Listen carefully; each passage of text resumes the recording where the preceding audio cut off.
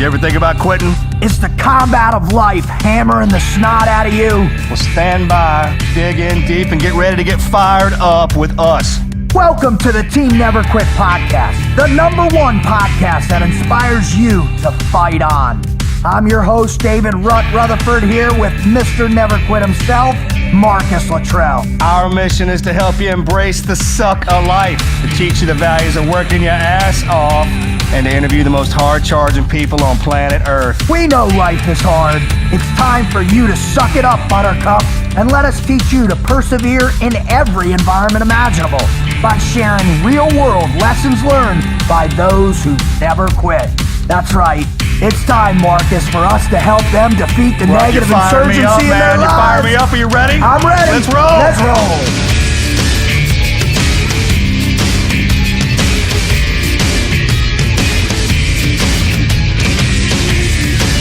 When you have an opportunity to bring one of your own, one of our own, on air with us, Marcus, I know I say it every time, but I can't help but I hope I'm fired up, brother. I mean, well, whatever. Last time we brought one of us on, one of us was that one? Goggin. God, yeah. God. 2-5. Yeah, I mean, I don't even know if I was saying that right, but it doesn't matter. When you throw the Goggins down, so check this out, man. Goggins and I roll around quite often, right? Dude, we're bringing on today, man. Holy cow.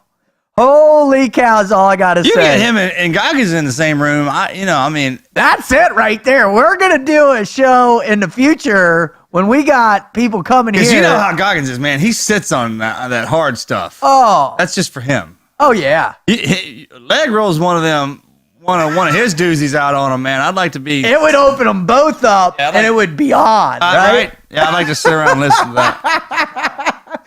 Just sit here with our mouths open. What's happening here?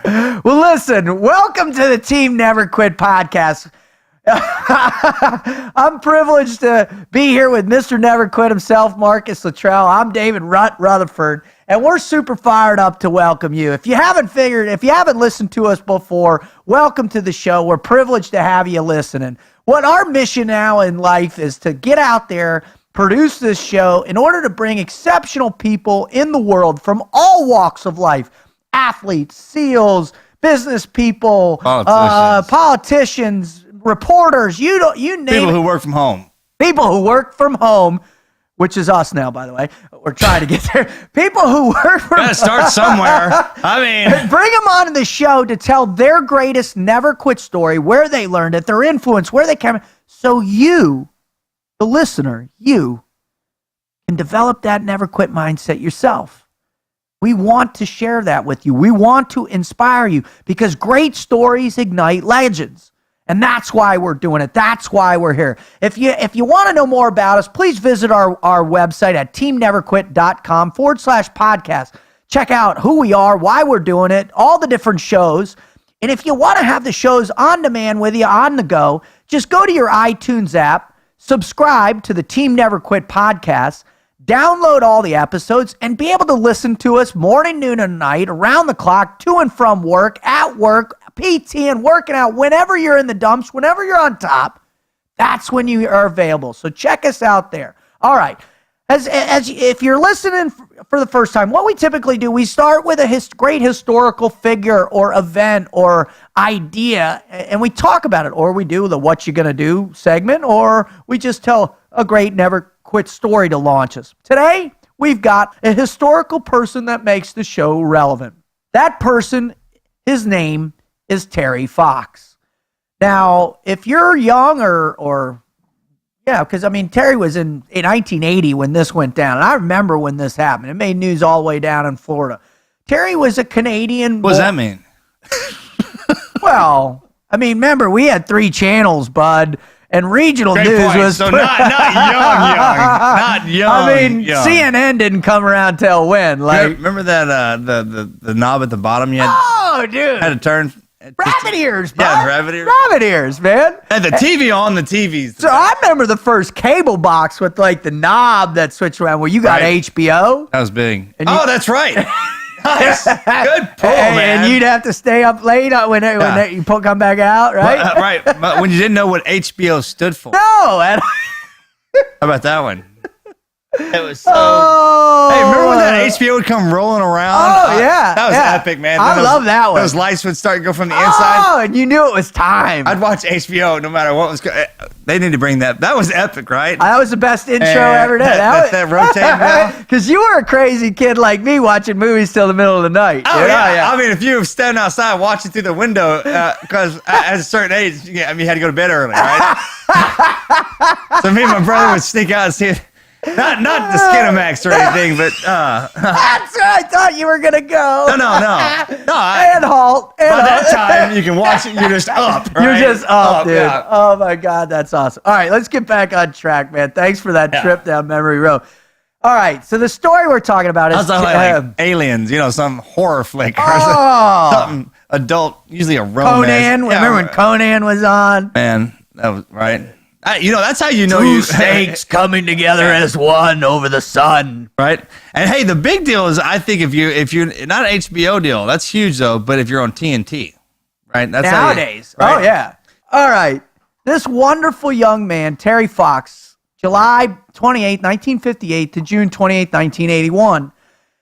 Terry was a Canadian athlete, a humanitarian, and a cancer research activist. In 1980, at age 18, with one leg having been amputated from cancer, he embarked on a cross-country run to raise money for awareness in cancer research. This was called the Marathon of Hope. Fox was a distance runner and a basketball player from Port Coquitlam, British Columbia. His high school was Simon Fraser University. His right leg was amputated in 1977 after he was diagnosed with osteosarcoma, though he continued to run using an artificial leg. When the Marathon of Hope started, he trained for 14 months first with his artificial leg. Then he announced to his family, hey, I got this kick-ass idea. I'm going to do a Marathon of Hope, which means every day he was going to run a marathon and cross Canada. I mean, think about the magnitude of that. 18 years old, this young man's doing that. In 80, he began the Marathon of Hope across country to raise this money. And his idea was that he would raise $1 from every Canadian citizen to raise $24 million. He began with little fanfare, almost nobody understanding, with the hope of a close family friend and his brother in St. John's, Newfoundland. In April, he ran the equivalent of a full marathon every day.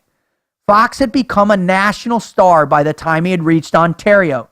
He made numerous public appearances at a Canadian Football League game with with politicians and other athletes in order to raise money.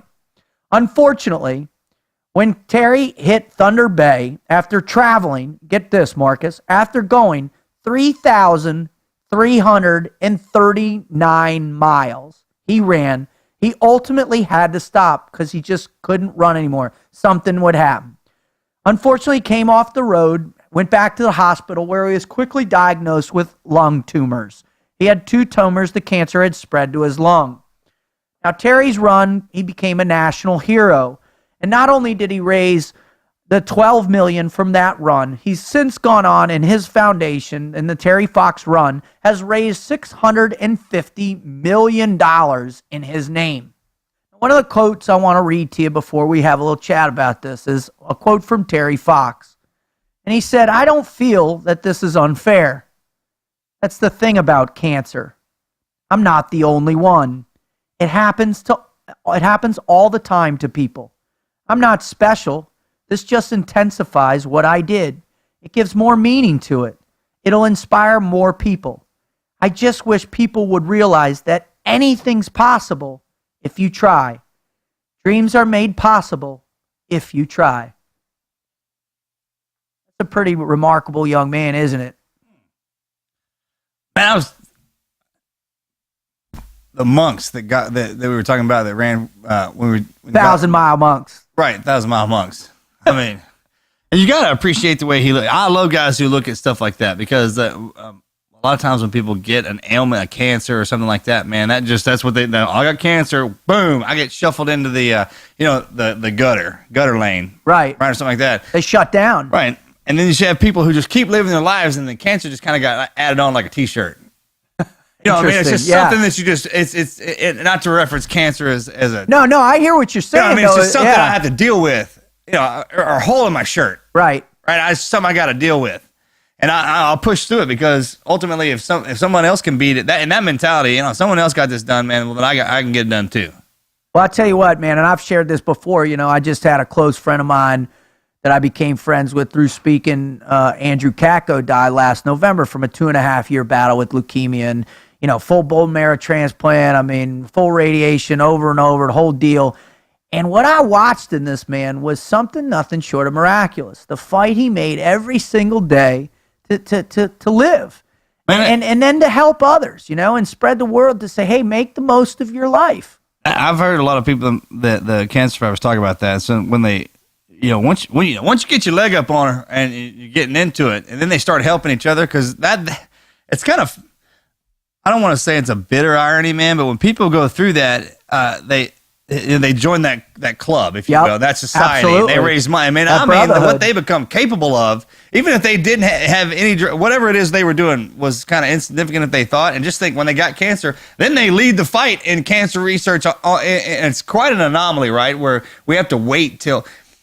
You know, I see what you're saying. Yeah. Because team guys, when do we get together? At funerals. At funerals. Right. And I mean, we talk about. In the darkness, right? And what's my point? The point is that it's through that darkness that the light shines down on people, that they're inspired to go out and do something like Terry Fox.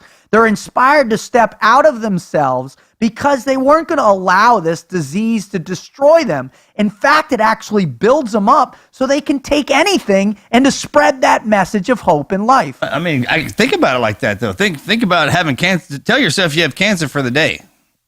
And right?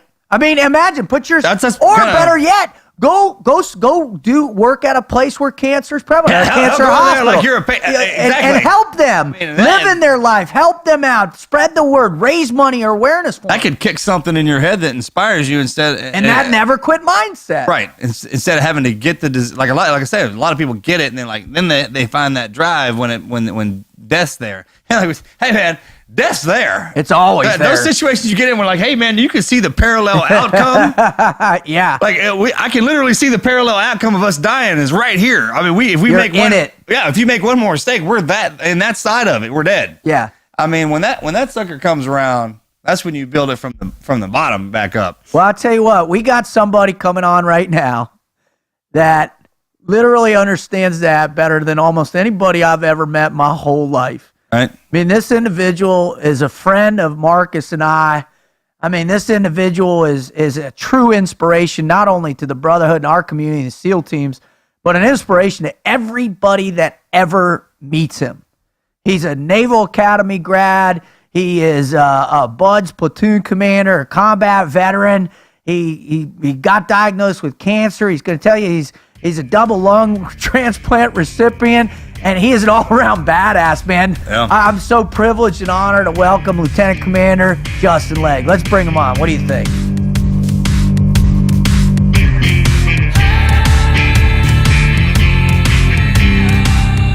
Marcus, I'm telling you, I when I give the intro like I just gave, but then we move in and I see his pretty face come up on the Skype, it gets inside me and it makes me want to throw up at one time, but it also makes me want to jump for joy because he's one of our own, brother.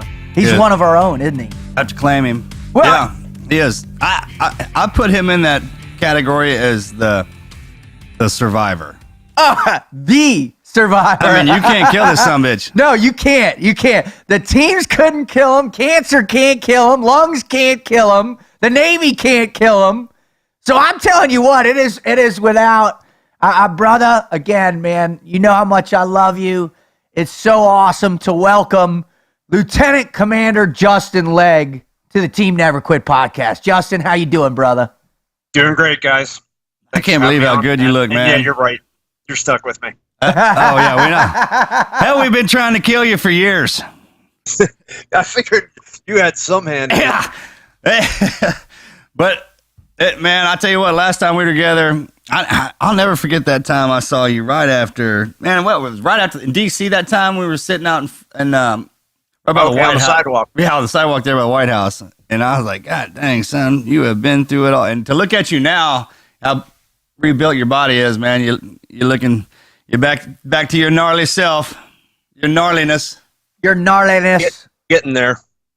Still not the lean mean 200, but All right. So Justin, what we do when we get a guest on, we gotta exercise that peanut brain of yours up there. We gotta get you rolling. We gotta get you fired up in your mind. So what we do? you're going to give me peanuts? Negative. So- What we do is we give But our we're writing that down, though. yeah, right now.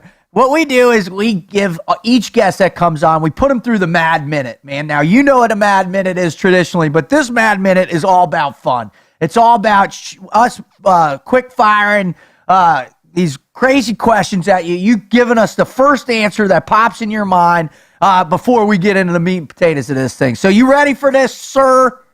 Man, I'm going to get in trouble. Let's go. All right, here we go. All right. You ready? All right, here we go. All right. Beatles, Rolling Stones, or Led Zeppelin? Led Zeppelin. If you had to fight one, who would you fight? Stallone or Arnold? Stallone. College football or pros? College. Who is the person that you would most love to get drunk with? Oh, it's not a multiple choice. Most people, I always think that too. I'm waiting for. Yeah, waiting for the list. I don't know, pretty much the next person that picks up a glass. But no, I'd say the Queen of England. That's a good one. Queen. She's got to have some stories to tell. Right? Oh See, that's my God. that's the way I look at it too. When I got asked that question, I threw a name out and everybody looked at me like I was crazy. I was like, man, you wouldn't want to hear what that person has to say? All right. If you could play out any character from a movie in real life, who would it be? Character from a movie in real life. Forrest Gump. Oh, that's cool. I dig that. All right. That's some bitch seen everything too. What is your favorite childhood injury? Broke my pinky, bones sticking out and stuff. Dad helped put it back in, tape it up. Nice. Or the time I broke my nose and they put spray glue up my nose so I could finish the wrestling match. That's like a rite of passage with the father, though. I get it. Here, son. right? Here's some duct tape. Get back in there. Han Solo or Indiana Jones? Indiana Jones. All right. I've always wanted to go hunt treasure and shit. Right? That's See? brother. I'm with you on that, but you got to admit, going intergalactic would be cool. Yeah. All right. Yeah, but everybody was intergalactic. Interesting.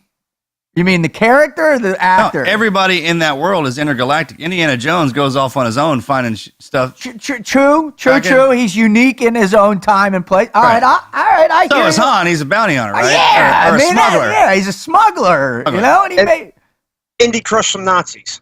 Come on. Check, Roger. All right. Real. I give it to you. All right. For the final question for the Mad Minute, have you ever felt invincible?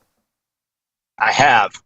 That's what I was. And I've also, felt vulnerable? Also gotten the royal smackdown from God on that one a couple of times. I love it, dude. I love it. All right, man. Is that what that is? So is it when guys like us starting to feel like we got a little bit of superpower? It's that ultimate smackdown from God to make us put us back in check? Yeah, it's that hand coming out of the 'Cause clouds. I don't feel like that. I don't ever think that I'm, but I've been smacked down just like you. A lot, man. I got struck by lightning the other day. You did? Yeah. Can you believe that? I've been cardioverted, where they have to stop your heart because your heart's going nuts. Oh, I mean, I've had that happen to me in the ICU while I was awake. So While you were there we go. awake? Oh my God. did you get chest tubed while you were awake? No, maybe. God, anybody No, got the crap. You got the hardware. You got. We'll get into that. in a second. Let's get there in a second for sure. All right, Justin. I told you a little bit about, but our listeners are here because they want to understand guys like us. They want to understand great people who have clawed and gnawed and climbed their way out of the abyss to get back into the fight with the never quit mindset. So we're going to go straight there as we do with all our guests. Man, please tell our listeners what your greatest never quit story ever was. I think the greatest is there's two of them that ran in parallel for like the last 10 years of my life. So one has been with my health, and that's just, it all started with leukemia. And it's just been a chain of events ever since the leukemia started.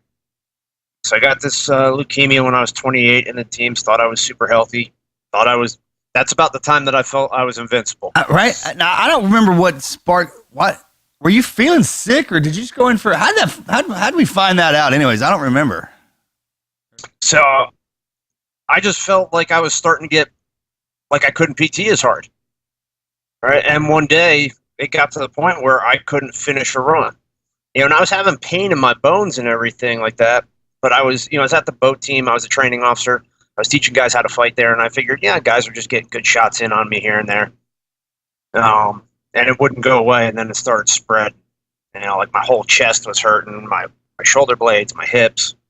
By the time it got down to my hips, I was on a 5-mile run one day. And, 5 miles is kind of like, that would have been what I just did for, well, I don't have time to do anything else. I'm just going to go burn out a quick 5 miles. Right? Yeah. Right. And around mile 3, my legs ground to a halt. And it wasn't like, wow, this hurts, I want to stop running and I'll just walk for a little bit. It was, I could not run. Like somebody threw the parachute and like a bag of cement out the back, the back of the tailgate, and I'm dragging it. And just walking was hard. Wow. It's like, wow, something's really, really wrong. Doc had been doing some tests to try to figure out why my bones were hurting so much.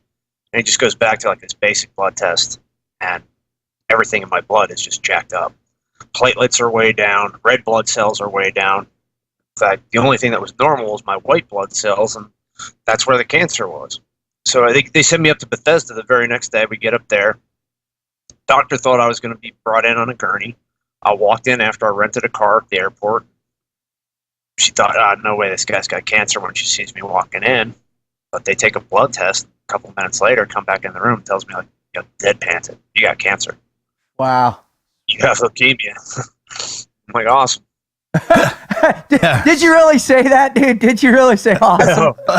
No, I did not. Actually, the very first words out of my mouth were, can I still be a SEAL? Wow. She said no. And then next thing I asked was, have you ever treated any SEALs before? She said, no. Oh, that's I said, okay, that's... Am I? Watch this. I love it, man. So just to get the long and short of it, went through 5 big week-long treatments of chemo. So it was like, a total of about 53 treatments of chemo. Oh, wow. Over the summer. Did more chemo and full body radiation to have a bone marrow transplant in October. Immediately started having problems with my donor's DNA from the bone marrow being in my body. And bone marrow is like the source of like your immune system. Yeah. So her immune system started rejecting my body right away. Having all kinds of trouble. Most of it calmed down. What does that make you? What does that feel like when that's going down? I've always wondered. Yeah. I mean, what is that? Is that like a flu feeling? Is it achy? Is it pain? Like you've been hit, shot? So, the bone marrow transplant itself? No, when you rejected it. When they found out you rejected, could you feel that at all? So yeah, it comes up in different ways, right? And it's not me rejecting it. It's like, so they have to completely wipe out my bone marrow. Like all the radiation and chemo I have for the whole week before, I get 3 days in a row where I get full body radiation for almost an hour twice a day. Oh. And then 48 hours of straight chemo.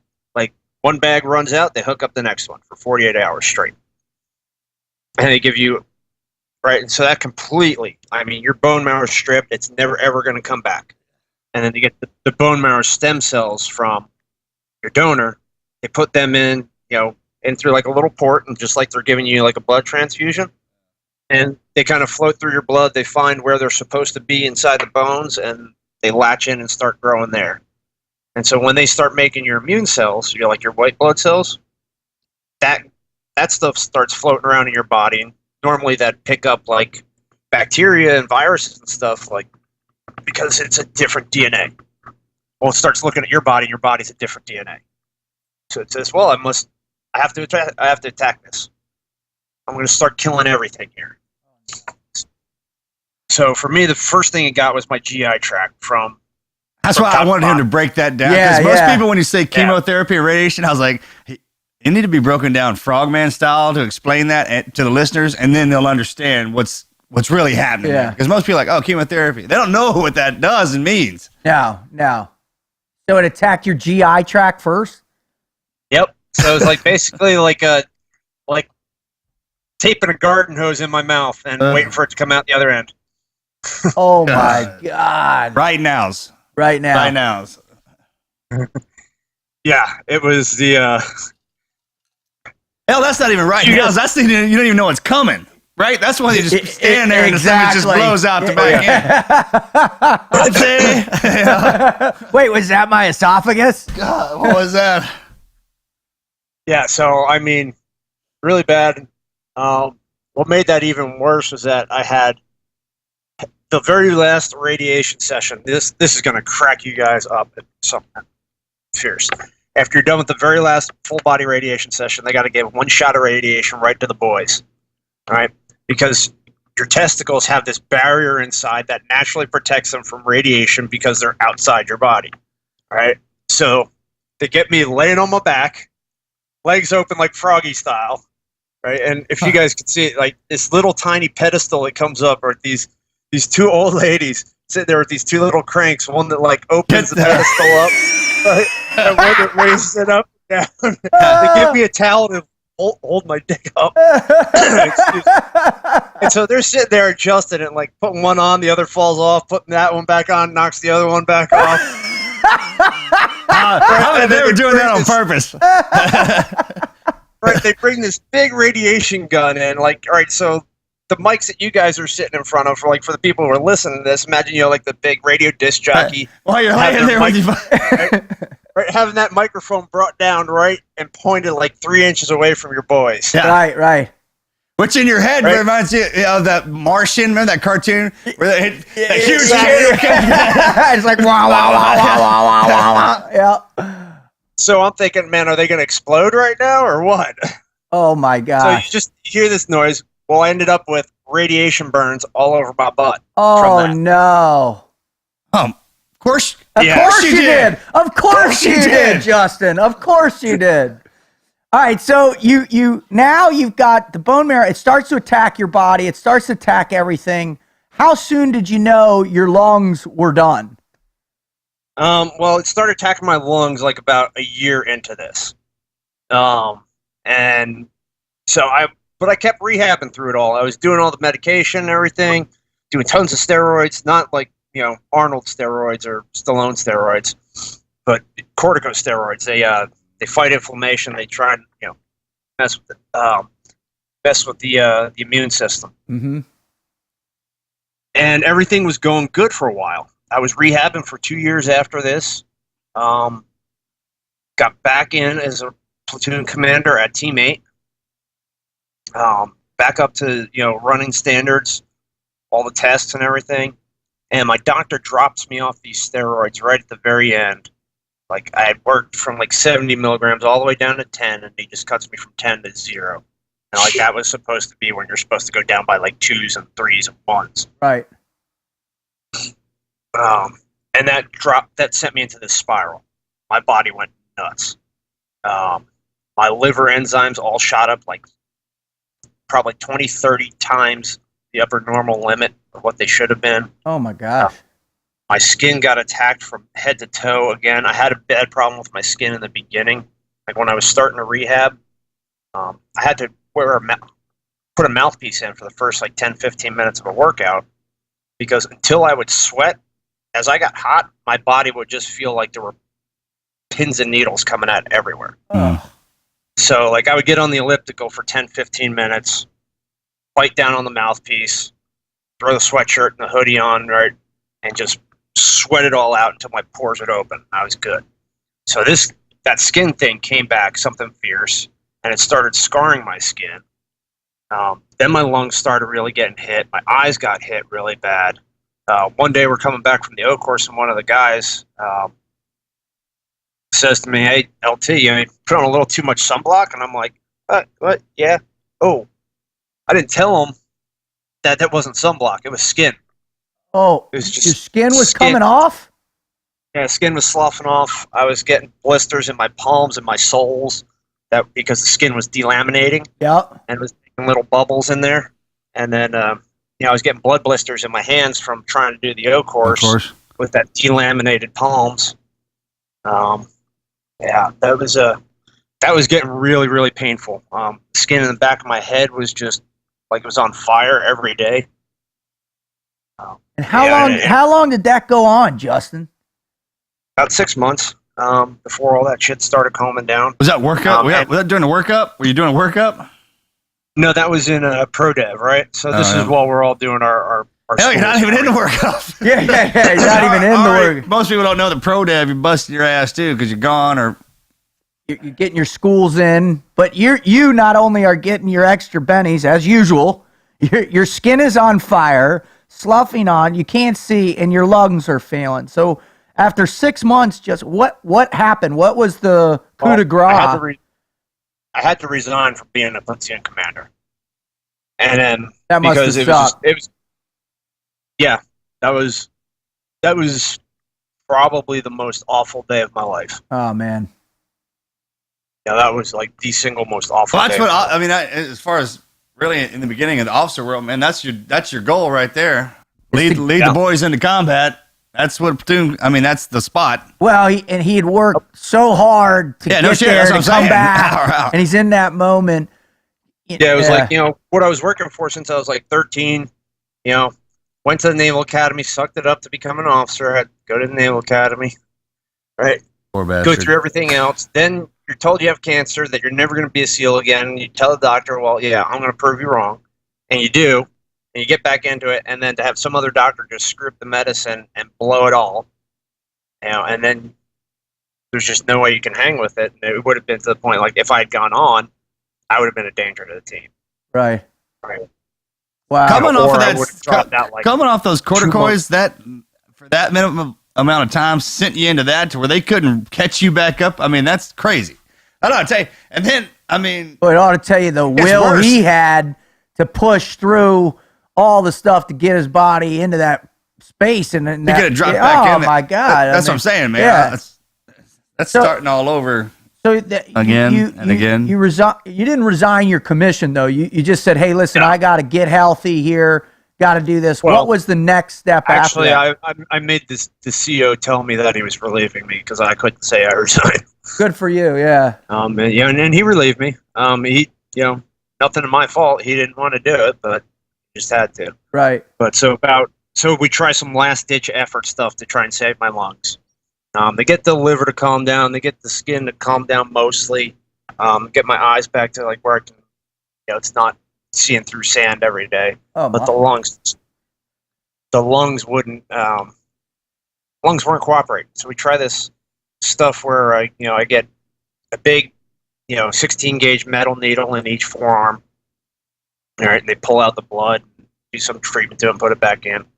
9 months, that's not working, and our doctor tells me, he's like, well, you're going to need a lung transplant eventually.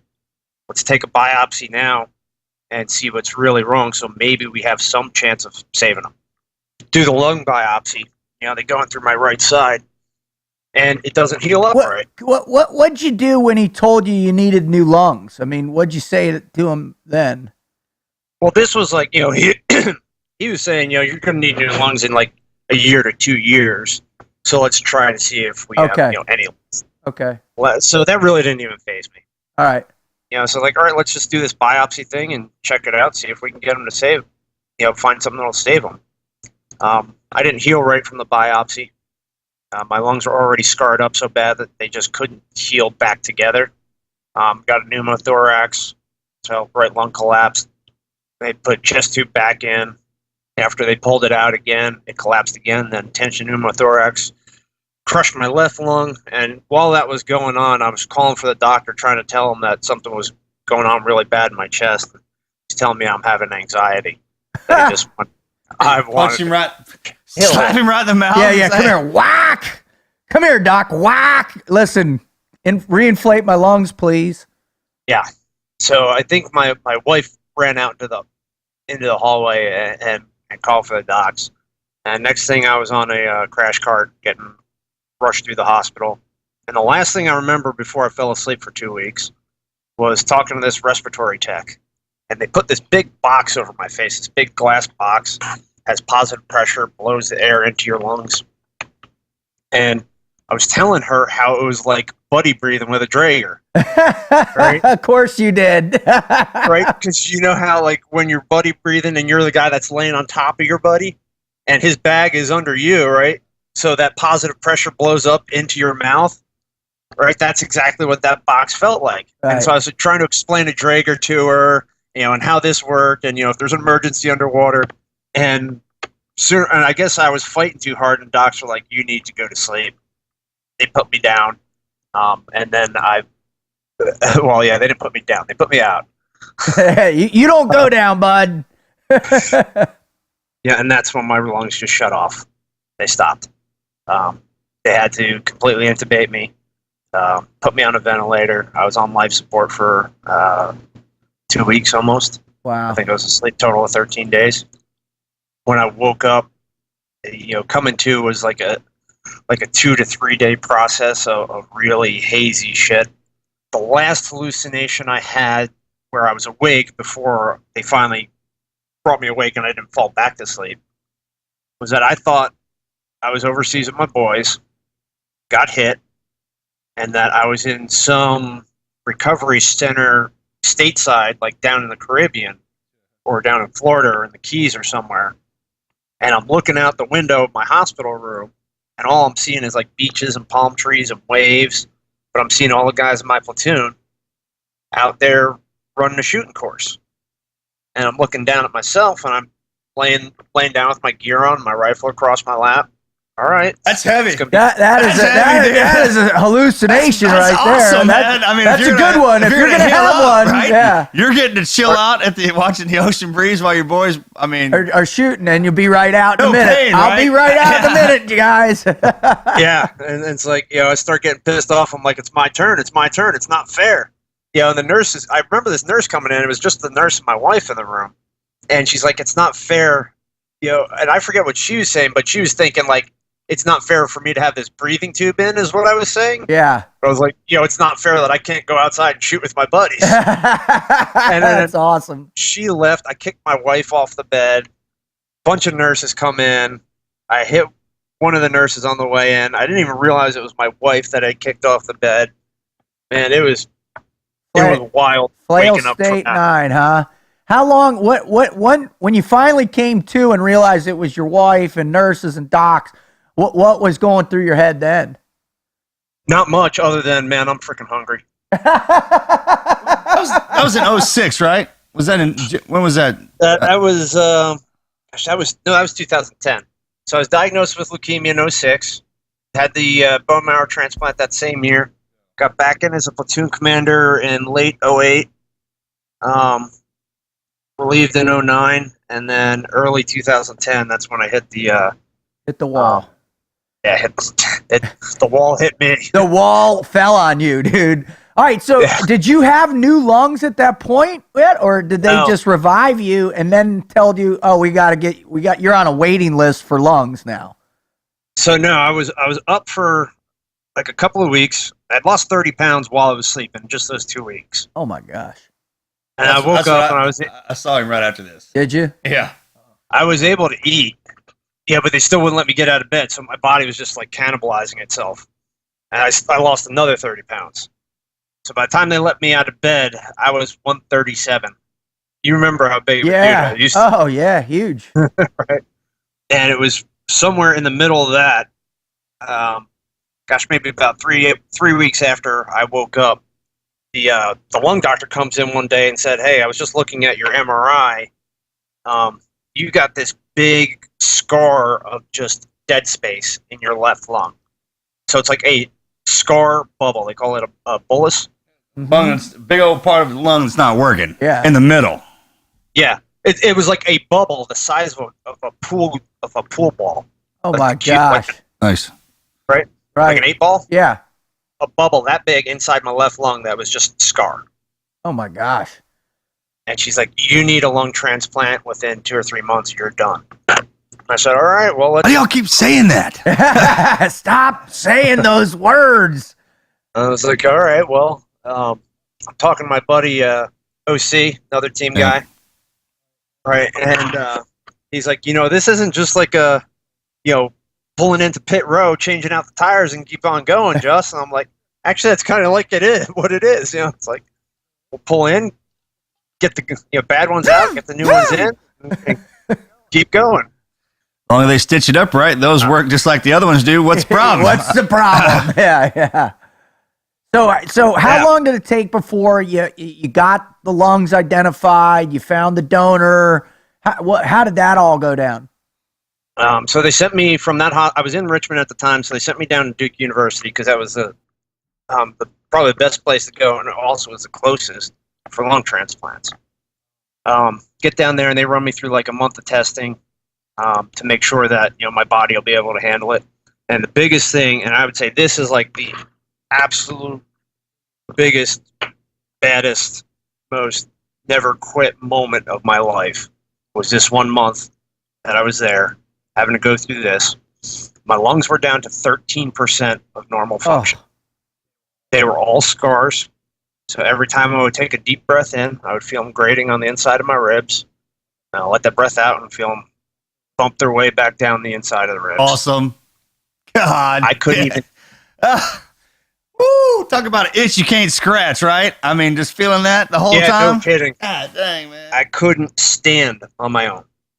And they said, you got to learn how to walk a mile before we can give you new lungs. And so in 1 month, I went from not standing to walking a mile. Holy cow. I needed to hold on to a walker, and mostly because I needed to carry 4 bottles of oxygen on that walker. Because I needed so much oxygen blowing in my face to be able to walk that mile that I used up 4 oxygen bottles in 1 mile.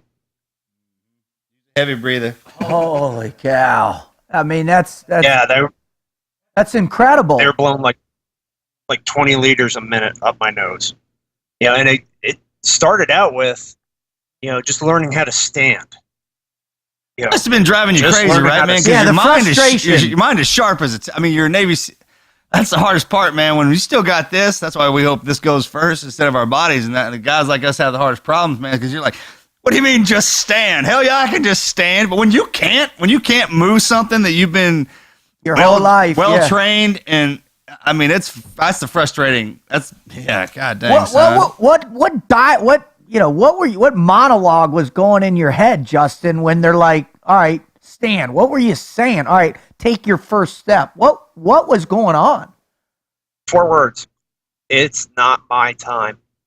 That's simple. That was it. That's simple. Because I guess you just die if it is, right? I mean, that's the perfect way to say that. I mean, if it was, I wouldn't have to worry about anything. If I'm dead, who cares? I don't have to worry about anything. While I'm here, man, I just can't lay down there like a sack of shit, man. Even after they jerked the damn lungs out and having to learn how to walk. Oh my God. Trust me, that thought crossed my mind many times.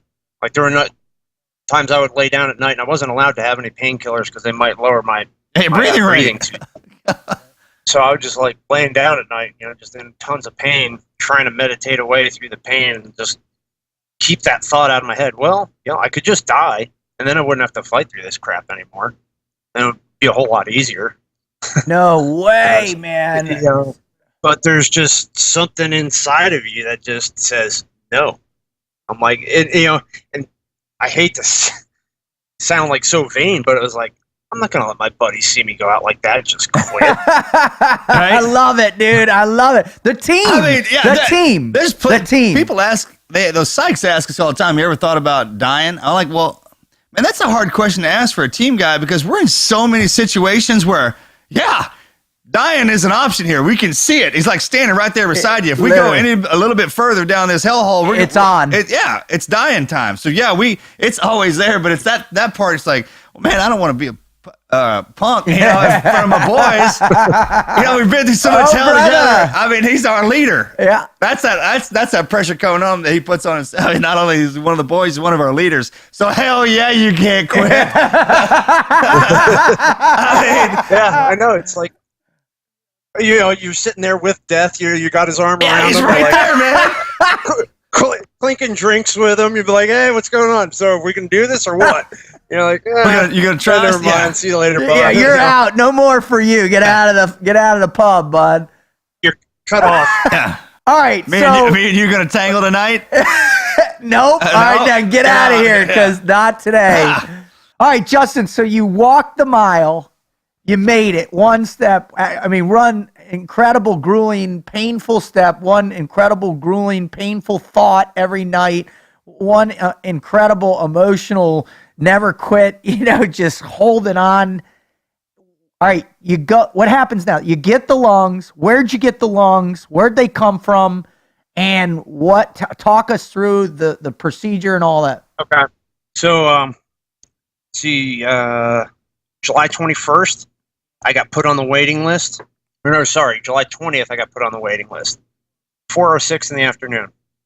July 21st, at 4:13 in the afternoon, I'm just sitting down in stuffing my first fork full of barbecue in my face when the phone rings. My wife answers the phone, tells me, don't eat that. Of course. Of course that happened. Just waiting for that pleasure, and then Nope. surprise. Yep. I just put out a post on Facebook a few weeks ago. I was like, yep, and 6 years ago today, my wife stole my barbecue. Yeah, Right? that's awesome, man. That's awesome. All right. Yeah, so we get a call literally 24 hours and 7 minutes later. There was a young guy. His name's Jared Carter. His middle name is McKinley Carter. That kind of becomes important later on. But he had passed away the night before, or well, he didn't pass away. He became brain dead the night before. Died of a self-inflicted gunshot wound to the brain. Was on life support. His mom made the decision to go ahead and make the donation. Doctors flew up, got his lungs, flew them down to me about 2:30 in the morning on July 22nd. So, enough time had passed that I could have had a little bit more of the barbecue and gotten away with it. That's what I've been thinking about the whole Now time. he's starving, he's starving now. But so I know I'm going into the operating room, and I know everything's coming. And I'm like, I just I wasn't sure what was going to happen. I was like, well, the odds of coming out of this are pretty good, but if I don't, I'm not going to know. So not that big of a deal. So I was like, well, let's just have one more fun time. Docs had to put these catheters into my jugular vein, and they had this big screw that looked like a Frankenstein bolt. Yeah. I was like, and they start pulling out the lidocaine. I'm like, don't worry about the lidocaine. Like, what? I'm like, I want to see what it feels like to have that thing put in my neck. Right? Jug stick with a trochanter, bro. Right, yeah. Like literally Frankenstein. Make me into Frankenstein. Team guy. Right? They make their little hole, and they have to screw that thing in there wide enough so that they can get like 2 or 3 different Wires, catheters yeah. down there. Yeah. Wires, baby. I was like, man. I was like, yeah, that kind of hurts. And they're like, you're weird, dude. I woke up 10 and a half hours later. They didn't keep you down? That first wake up. They didn't remember, because the 10 days when you were down with that last lung infection, I was just wondering, when they put new ones in you, do they treat it like the infected ones that you have, where they keep you down? Oh, no. Sleeping long enough with force feeding you the air to get those things working in you well enough, or is that all on you? See if your body, well, hell, I guess they wouldn't know until you wake up anyways. Your body has to make that happen. Yeah. Make that agreement. Yeah. The ultimate agreement. The is when ultimate handshake. Yeah, All when right. you wake up, you're like, no. Yeah. Later. The one before, they were trying to get the holes in my lungs to heal. All right, and I was, what was happening with those is they would heal up, and I would overbreathe. I would breathe too hard, and I would break the holes open again. And that's why they kept me down and let the machine do the breathing for me. When you get the new lungs, those are not nice, new, soft, supple lungs. Did they feel like new socks? Did they feel like new socks? Because I love the feel of new. You know what I'm talking about, brother. We talk about this stuff in the teams. This is that little stuff. like 4 or 5 days in the field, same pair of socks, hot, cold, dirt, sand, and then you peel them off, you get your feet clean, and then you're just like, and the gold bonds goes on. Right, and it's like 15 degrees out. It's in the snow, and you just get that nice, the little stuff, warm side on your. I could feel me right now. So you're saying that's what a new set of lungs feels like, Justin, right? Like times 1,000. Right? It had to be like new socks.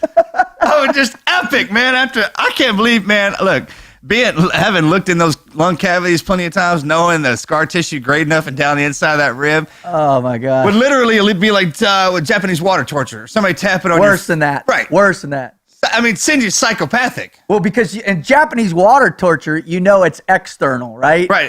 And there's a possibility that someone might stop it. When it's internal and it's permanently damaged, it ain't stopping, dude. And think about it. That's your lung. That part never stops. Oh, it's the one thing that you don't have to think about. It's automatic. So literally scraping the freaking washboard with the spoons kind of deal inside the lungs. So Justin, I know everybody listening right now wants to know what it felt like when you woke up, when you took a breath. That first breath, I can't describe it. There are no words for that. Just like the ultimate set of new socks. I know. Thank you, man. Awesome. Just complete. Plus, they were shooting that fresh air, that air that they were pounding into had to be I kind of like waking up on top of the mountain in the snow and the sun's up. You know exactly what that crisp. The dawn of a new day, man. That crisp, that hard, crisp air, when you take a deep breath and you can feel it going all the way down. Yeah. It happens every so often. Yeah. Hey, look at his face. I know. You can see it. Yeah, totally. That's pounded in there, man. Yeah. All right. Yeah, like I could still picture, I can still watch, waking up, and they had the little oxygen cannula in my nose still, and the nurse came over. And she's like, all right, you ready to, take your first breath without oxygen? And she pulled that thing off, and I was just like, I inhaled, and I'm like, oh my God, it doesn't hurt anymore. Oh, it's easy. Yeah, and even at that point, after the lungs are just put in, they're not functioning right yet. You got to work them out for 6 months to a year to really get them going. I mean, I'm only drawing like probably half a liter to a liter of oxygen at that point, and that was relief. Wow. God. Right, your normal lung volume for a man is like about 5 liters. Yeah. Right, and I'm drawing about half to 3/4 of a liter in each breath. Tidal volume is what? 200? Maybe 200? Yeah. Right, and I'm thinking, oh, this is awesome. This is so good. Did you get a dose of or a shot of, hey, all right, I'm good now. I'm ready to come back. Is that what first started going? And what do we do next? How do we start? Screw a mile. I'm going to do 2 miles this week or whatever. I mean, what started it? Yeah. So you mean before I got the lungs? Right after. You're in that space. Right you're after? Like, hell yeah. Right after, I was like, all right, what do I need to do to get out of here? Actually, it was a series of rooms. Like you go from the ICU to a step down room, which is like, still right around the corner from the ICU. And then after that, you go to the regular wards, and then you get out. So I was like, all right, what do I have to do to get to the next room? That's what it was. It's like, what do I have to do to get to the next room? And they're like, well, you got to get up and walk. So, I was up and walking within about 6 to 8 hours of waking up from my transplant. I just mean, because his mental state never changed. So the fact that, hell, you just gave a team guy new lungs. That's like giving us a new watch or a new pair of boots. It's going to run that son of a bitch till it breaks. I'm probably going to check in for another pair.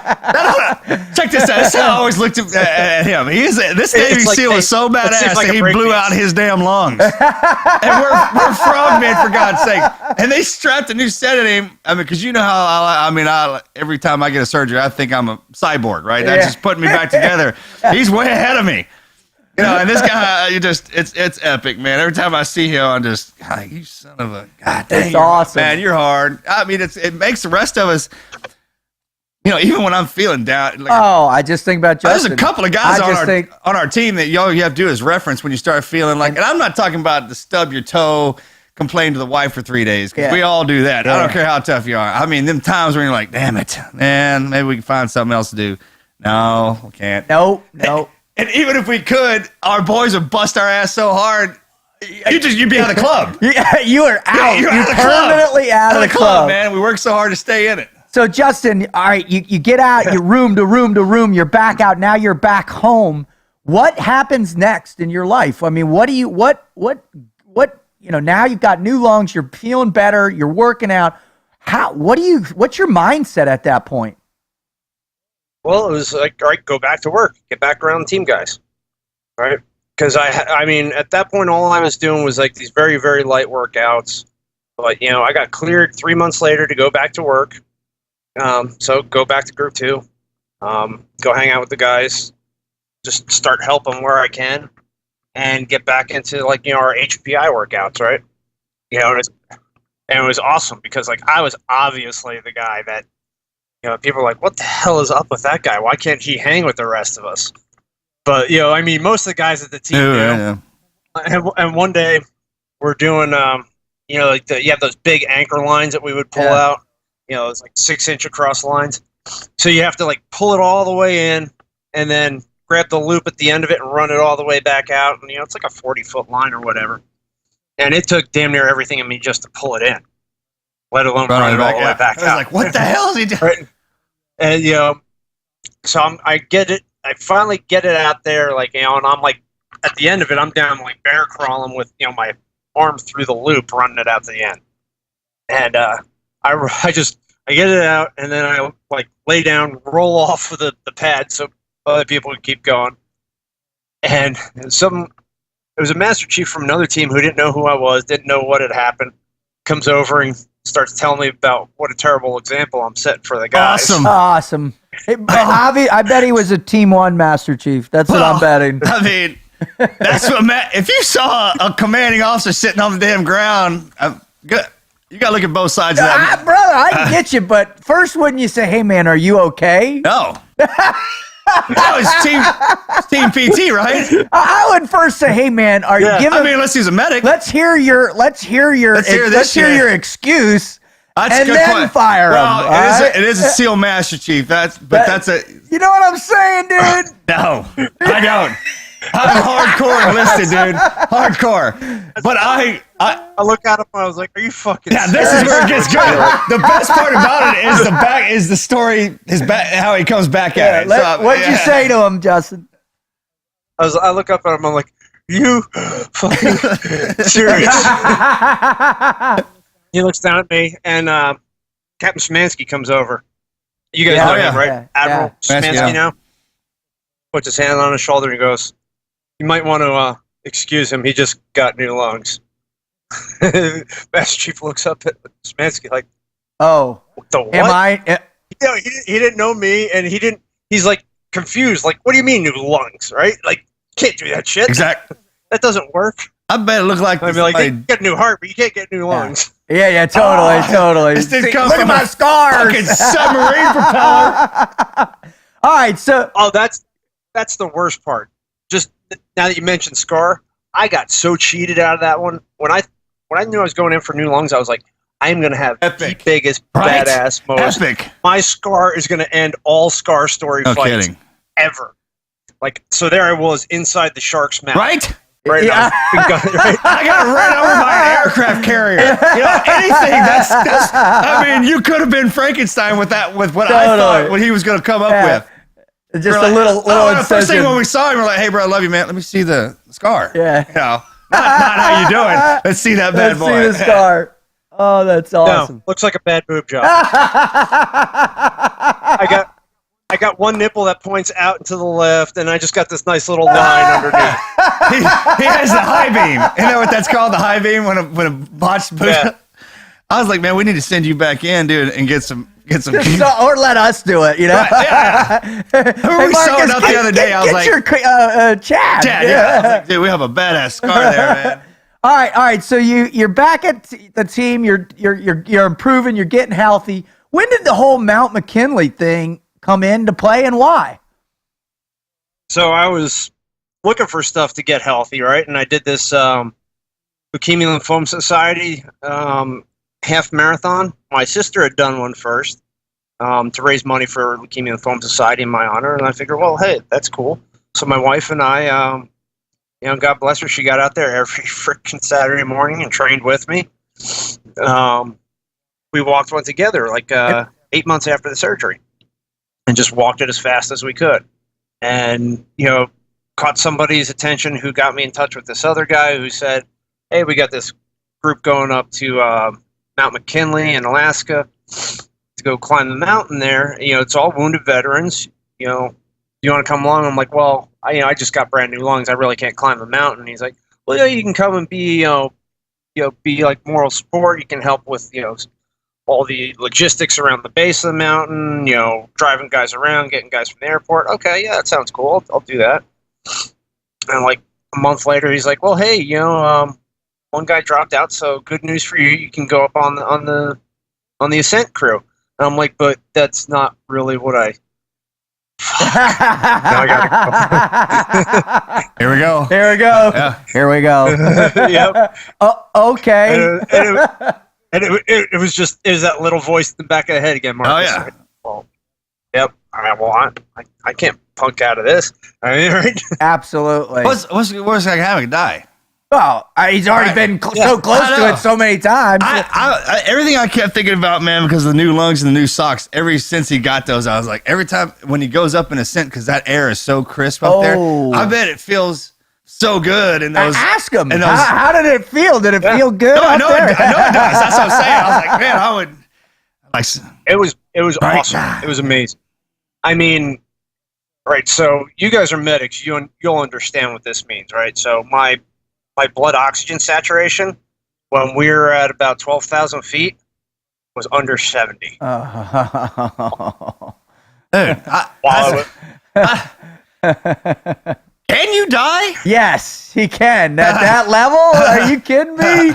Did you? No. I understand. Level. I'm asking you him do, personally. Yeah. Good question. Can you die? It was. Yeah. I mean, that kind Check. of deal. Check. I know what those numbers are. Yeah, I mean, I should have been, passed out like at least 18 points behind that. At least. Back down to base camp. When Yeah. You didn't do any. You didn't do any I- saturate or anything like that. You just manned up and climbed up. Yeah. I mean, we climbed up slow. I mean, we took No.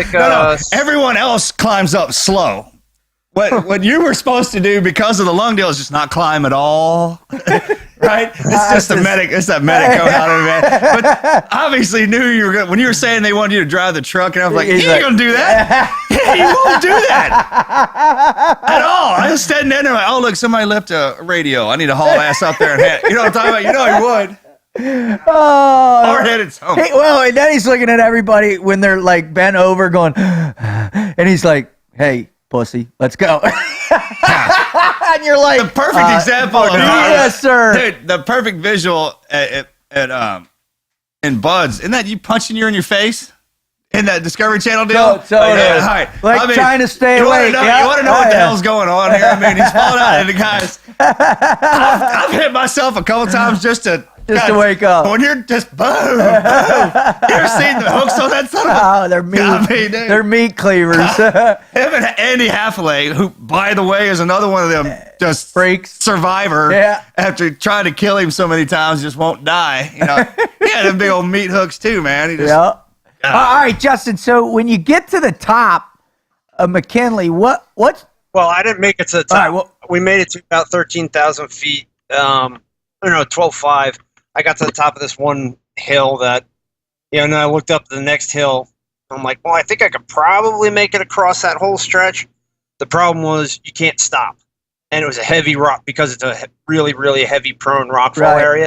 And I'm like, I don't know that I can do that without stopping. And I sure as hell can't go fast enough. Bro, so you I was did, like, that's at 13. That's saturation, dude. You'd have died.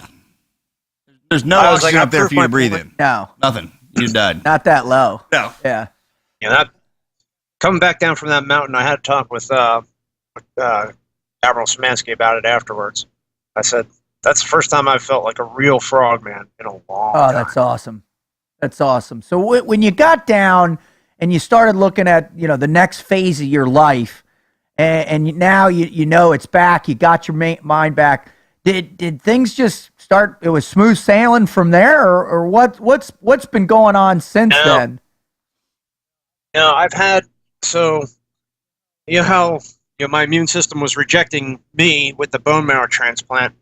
Now my body, which is still somebody else's immune system, is rejecting my lungs. Has done that 6 times, and the weirdest thing is, right? So I get somebody else's bone marrow, right? Yep. Now I have their DNA floating around. If you pull their blood, it's not my DNA; it's their DNA. Make it even funnier. It was a woman donor, so it's XX chromosome. Awesome. It's not XY. So here's what we're gonna rob a bank. Hey, leave my blood at the scene. Awesome. And they're gonna be looking for some big hairy chick with a deep voice. Hey, we can do some stuff with this.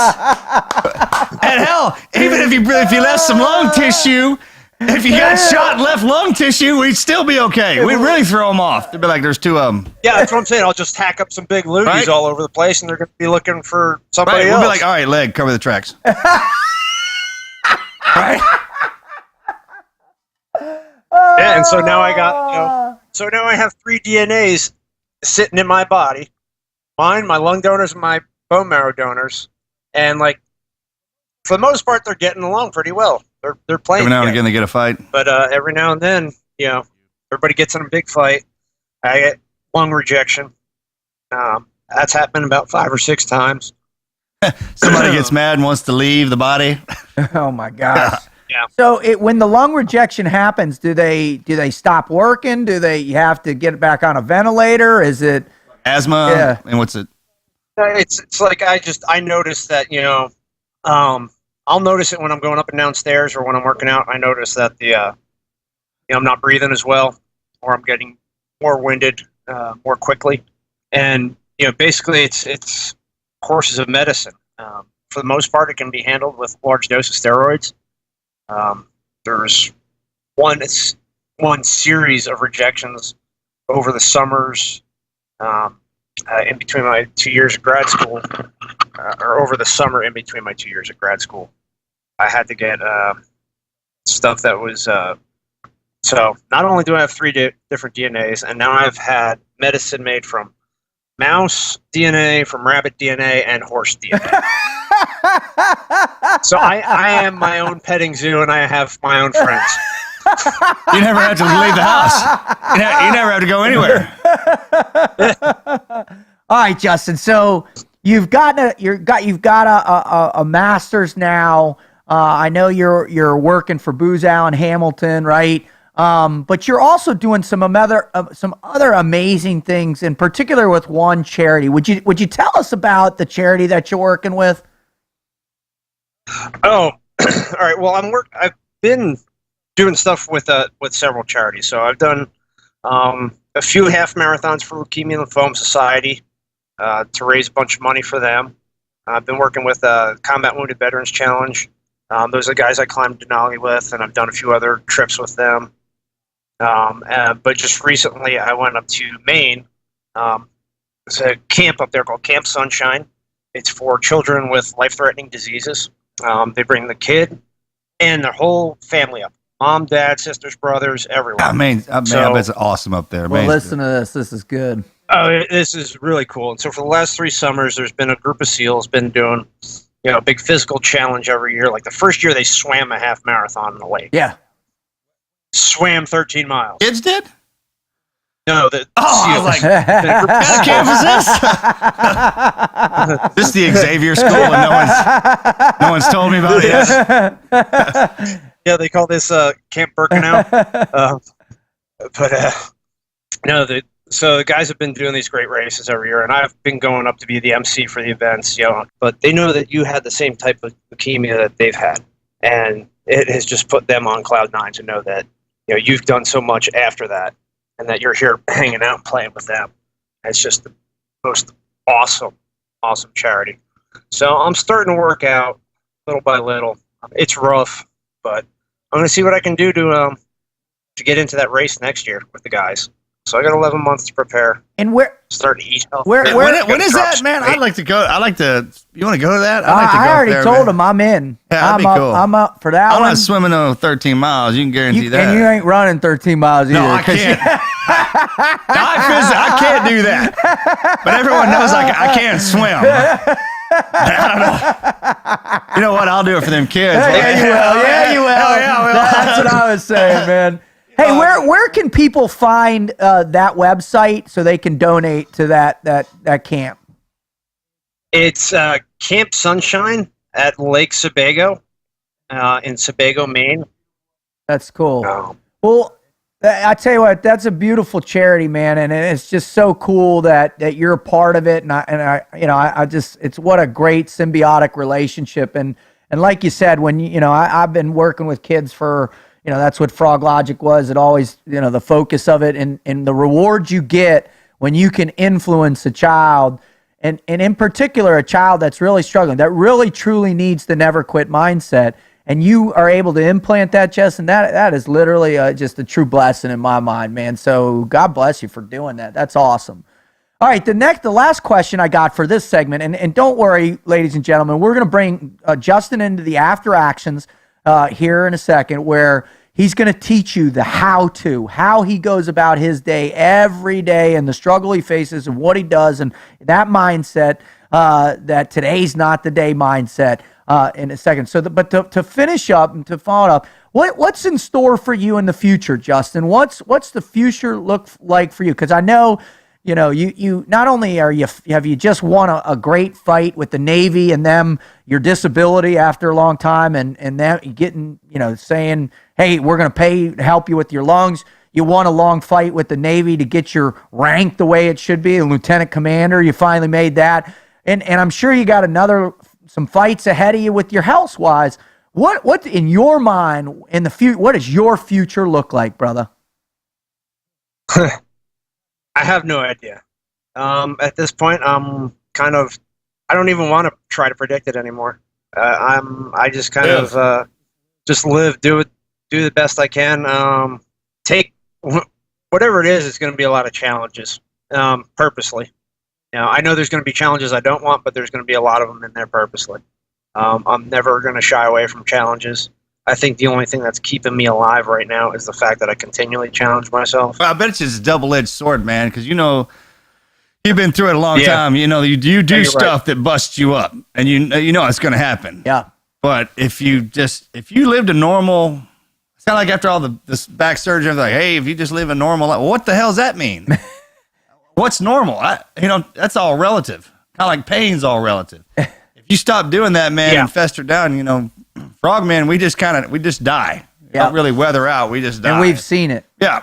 So you always got to keep charging forward, man. That's what it's all about. Who cares about dying? It's coming. And when it does, who cares? It's over. It's over. It's over. As far as I'm concerned, when I go, I go. I've done more in my 38 years than most people could ever hope to do in 10 lifetimes. And so I'm thankful I've gotten the opportunity to do that. I've been all over the world, fought alongside some of the greatest guys you'll ever meet, seen some of the coolest stuff in the world, been through every experience. Can say I've already, bent death over the table and given it to him good.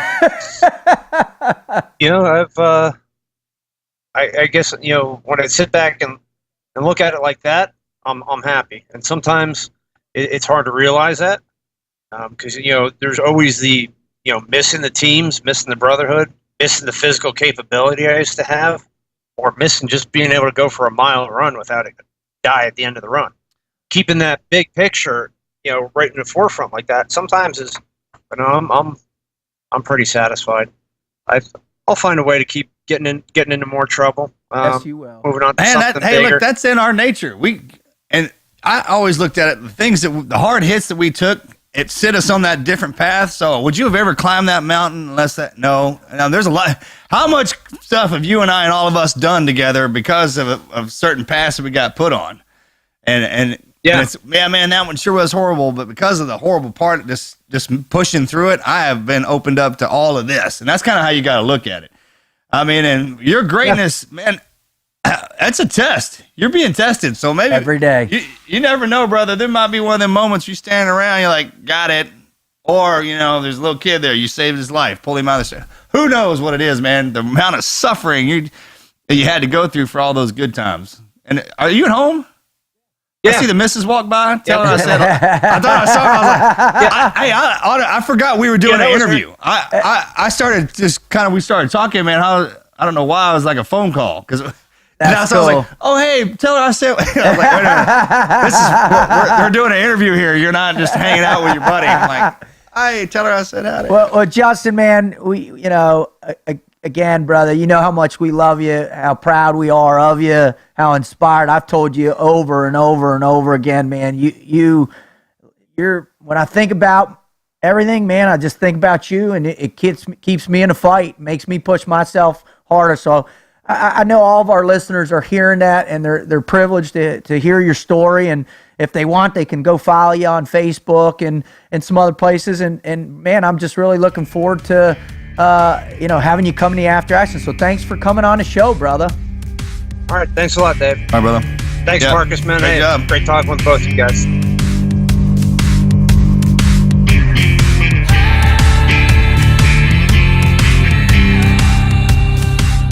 Dude. I thought, man, dude, when I look back at my mouth was open. You and I were both sitting here with our mouths agape when he talked about. There's a couple of times there, man, when I was like, I probably would have quit, man. I mean, he could have. I would have. No, I mean, like, man, I that's don't know. what I mean, that pain, the pain of his lungs scratching up and down against his I know what that looks. How we've seen the inside I've of it, seen man. that before. Good Lord. And I was thinking about this, man. I was in the White House getting the Navy Cross pinned on me. Right. He's in the hospital doing that bone marrow deal. Getting his entire new bone marrow transplant. Right? That was one. That was when it happened. That's when it happened, right? Yeah. So I remember walking. Admiral McGuire was there, and the rest of a lot of our teammates were there. And Admiral McGuire was like, "Hey, we got to go to the hospital. Legs in there." And I was like, "Hell yeah, man! I'd have rather been there." Totally. No, don't take nothing. No, against, no, I got was like, you. haul ass, man. And that sucker, god dang, man, it's just tough, man. What about the story? What's that grit down in there? What is that, man? That's just kind of. Now that you're reminds talking. me of one of them. A lot of people have that flame burning inside of you. Fire in the gut. Where's that flame build from? And then you got stuff. I guess one of them deep volcanoes where it's just on fire. It's not a fire burning. It's just on fire. It's a fire that's. Yeah. Well, what I hear from him is that now it's so part of his life. I mean, that story about walking the mile to get new lungs, and then the 6. I mean. Well, you know what I'm thinking about is Master Chief Bashir when he had to walk with that leg, with the suit on. Yeah. I'm like, all right, yeah, test him, and every time he would say something like that, I would think about when that nurse is like, "Have you ever met a Navy SEAL before? Watch this." I hope that she's seen that, or that doc has seen that. Oh, that's changed everybody. Right? Everybody that's come in contact with this man, Marcus, is changed. Well, I hope it changes those doctors too, and to when you're talking to those patients, going, you know what, man. Maybe we need to rewrite the baseline of how hard we push these dudes, right? Elevate it a little bit. You got to look at, we're normal. I'm so damn ordinary, it's not even funny. Yeah. Just trained up like that. And because of that is because of my instructors in my head telling me that I was that way. Exactly. Hospitals are going for body healing. You don't, well, you're like, hey, your leg's broke. Your mind's broke too. You ain't not supposed to say that part, right? No. Positive. You got to hold back on that, right? If you walk in there, the same way with my brother, I remember he would say, he's like, man, I would go in them hospitals, they tell me that I had a problem. I sure didn't feel like one, so I stopped going. That's what, you can't tell him. And some of them, Justin's just so damn mean looking. Anyways, you're like, sir, you kind of, never mind. What I love is his attitude, right? I mean, the guy is like, he's had so many conversations with death. Yeah. Been hanging out so many times, like he you shakes said. that head. It's kind of like, is that it? Or is that well, he knows it's not it. No, that's what I'm saying. But every time the next one comes up, he's like, is that all you got? Totally. Yeah. Totally. Yeah. What else am I going to do? What else am I going to do? And that's what is so inspiring. So I hope as a listener, you heard those things, because in my mind, Justin Legg is one of the most incredible human beings that I've ever heard before. I mean, this guy. Doesn't matter what life is, live it. You got to live it. If you're living, and that's it. That's what he's doing, man. He goes, it doesn't matter what it throws at me. I'm going to live it. That's it. Even if other people think it's hell, and I do, and people tell me it's hell, we're living this one till she bucks, you know? Well, I love it, man. Well, listen, I hope you understand that. Well, before we sign off here, I want to share one more story that was sent in to us. And this one's a doozy, and it's perfectly to go with this episode of the Team Never Quit podcast. And please, if you're out there, share our website with people. Share them with the people that you think need help. Share them with the people that don't. Just need to be inspired or want to help other people, because that's what our mission here is, to ignite the legends inside you and to those people and to teach them the never quit mindset.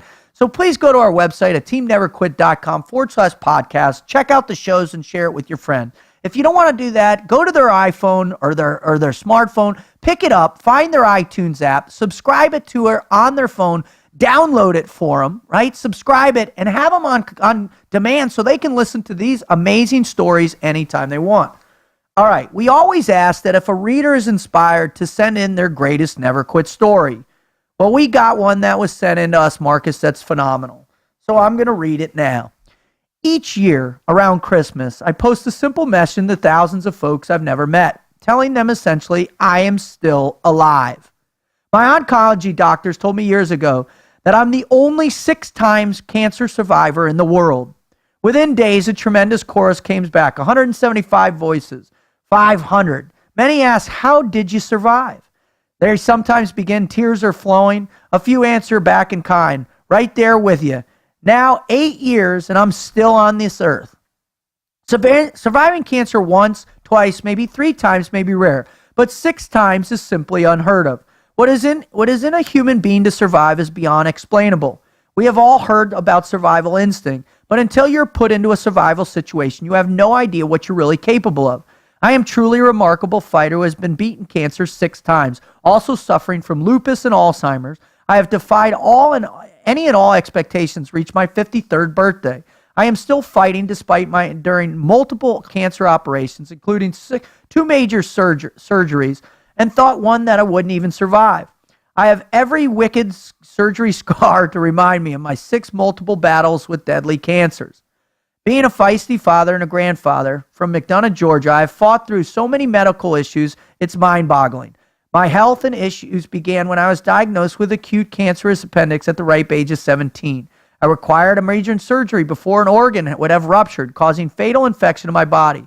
Appendix cancer tends to be rare, affecting an estimated 6 in 1,000 Americans every year. Unfortunately, appendix cancer often remains undiagnosed, like mine, until my emergency surgery. Appendix cancer mysteriously has no known cause, and at the time I had no idea how much I would tangle with cancer. He goes on to share all of his diagnosis and how he battled back from stage 4 cancer here and there. And when the doctors couldn't predict what would happen and all these different things and all his cancers, he simply told them, I'm a fighter. Somehow I've managed to fend off the infection and slowly recovered and pulled through because of my fighting spirit, belief in God, and the skill of the surgeons who performed all the procedures to remove the deadly cancer from my body. I now fight a myriad of other daily health issues, including Alzheimer's, diabetes, lupus, heart disease, peripheral neuropathy, and needing both needs surgically replaced. I now live with my wife in a small basement as the camper we were living burned down recently. We're barely hanging on these days to survive. I've had it tough with the cancer and other ailments, I guess. I cannot really do much these days. I consider myself cancer-free frequent flyer, being operated on now with 6 bouts of different times. How many people can say that? I try not to let my physical and mental conditions ruin my life, but it takes everything that's within me to get through another painful day. If you want to help a friend diagnosed with cancer, just be there. Friends can't make the fact that you have cancer go away. They can't make it all better. They can, however, help you feel safer. When you're scared, it's important to know that someone else is there. That's heavy, man. Dude, that's a perfect candidate for like the RoboCop. The RoboCop award. No, like the like that whole, if that was possible, because the brain is unstoppable. I mean, that guy has been through the hits. That guy keeps going and going and going, and his mind won't break. You need to look, man. You need to. There's something to that one, right? Dude, where is the fight coming from in this man? Where is the fight that gets him Right, up because you got, I every mean, everyone's day? like, oh, it's heart or it's my muscles. When everything gets hit from all different, everything I Sick was listening, cancers. right, and I was listening to what he was throwing down. That basically his entire body's been attacked by something.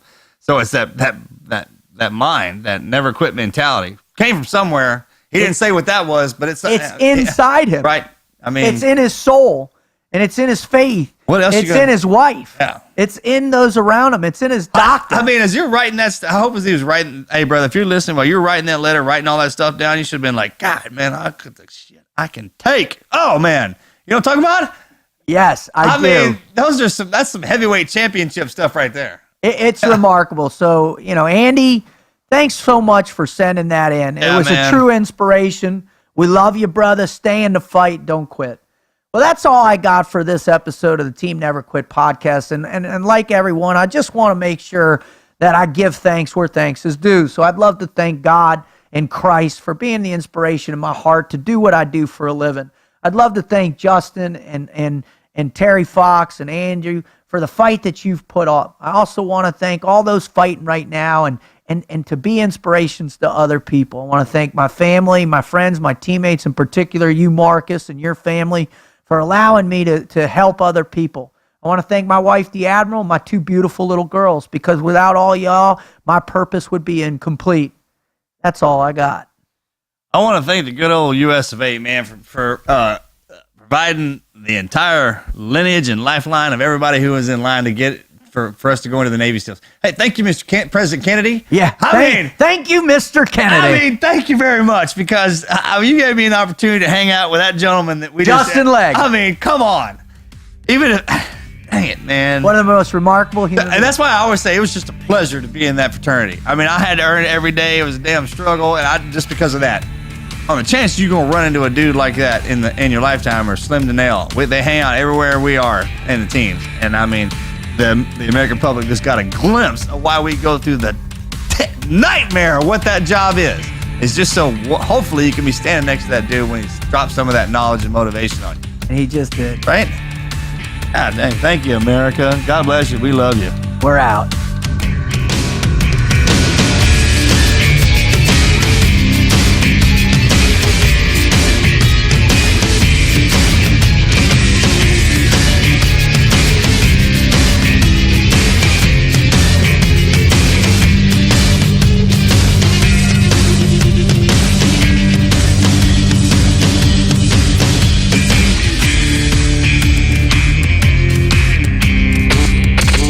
Never quit. Team Never Quit. Team Never Quit Radio.